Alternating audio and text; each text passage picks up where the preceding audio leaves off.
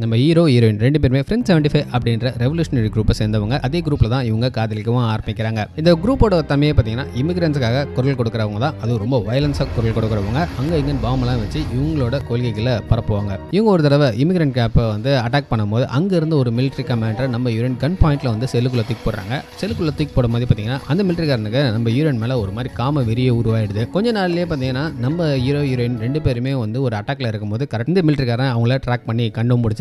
அதுக்கப்புறம் நம்ம hero heroine ஒரு இடத்துல பாம்பு வைக்கும் போது தான் பார்த்தீங்கன்னா கரெக்டாக இந்த மிலிட்ரிக்காரனும் நம்ம ஹீரோயின் கார்னர் பண்ணிட்டு ஒழுங்கு மரியாதை நான் சொல்ற ஹோட்டல் என் கூட ஒண்ணுக்கு ஒண்ணா இரு, இல்லைனா இப்பயே ஜெயிலுக்கு போ அப்படின்னு உடனே அவ அங்கிருந்து பேசாம கிளம்பி போயிட்டாலும் அதுக்கப்புறம் நம்ம ஹீரோக்கு தெரியாமலே ஹீரோயின் பார்த்தீங்கன்னா அந்த மிலிட்ரிக்காரங்க ஒண்ணுக்கு ஒண்ணா அந்த ஹோட்டல்ல இருக்கா. இந்த ஹோட்டல்ல இருக்கிறதுனாலே பார்த்தீங்கன்னா கொஞ்ச நாளே அவங்க கர்ப்பமாயிடுறாங்க. 10 மாசம் கழிச்சே குழந்தையும் பிறகுது. நம்ம ஹீரோ ஹீரோயின் 2 பேருமே அந்த குழந்தைய நல்லா தான் பார்த்துட்டு இருக்காங்க. ஆனா நம்ம ஹீரோயினுக்கு மட்டும் ஏதோ வேற ஒரு தாட் இருக்கு போல.